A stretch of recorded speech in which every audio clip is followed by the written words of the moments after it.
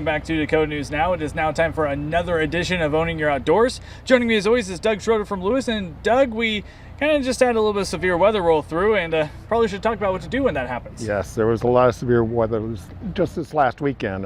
3 nights in a row. It was just amazing.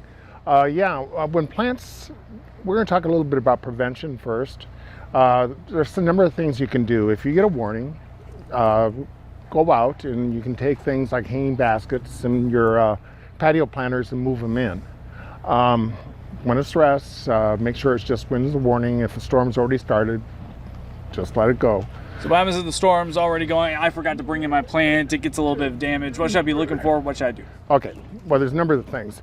First of all, if you have damage like this, you can go in, you need to clean out anything that has already been perished and dead. Get that all out of there. If you do not, that promotes disease, can bring insects, a number of things that you just don't want in your landscape or in your flower beds.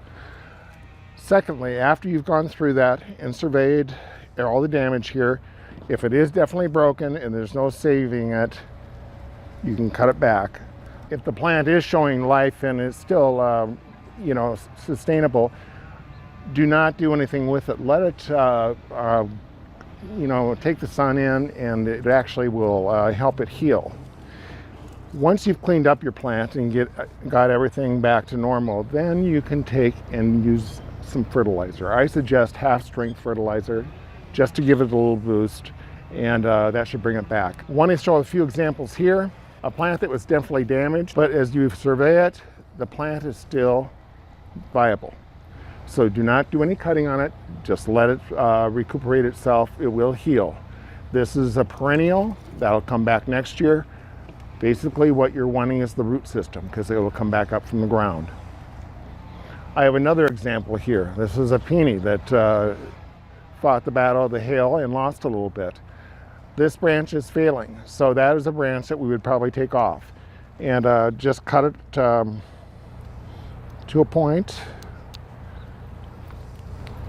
and take that part off. The big thing about this plant here is the root system, and it will come back next year from the roots. So you have it back into a good formed plant, and it'll be fine next spring. So I see we have the saw there. So if you have a tree that's had some hail or storm damage. Yes, we want to talk a little bit about that.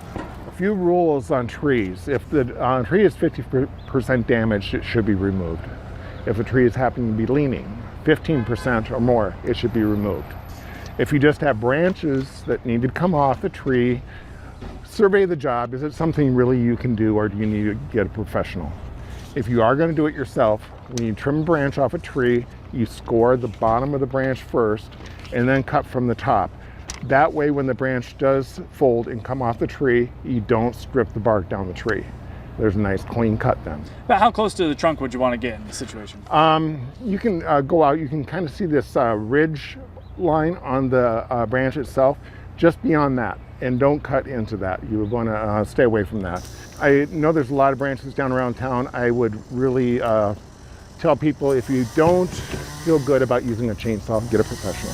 Doug, any other tips and tricks you have for us? Nope, just good things to keep in mind. There's a lot of things you can do to prepare for a storm, but after it's done, you just let the plant recuperate and come back itself. All right, Doug, thank you so much for all of your tips this morning. We're going to have all this information online at dakotanewsnow.com after the show, including a nice little PDF with everything else summarized on it. Make sure you stick around, though. Right now we have Fastcast coming up after this break.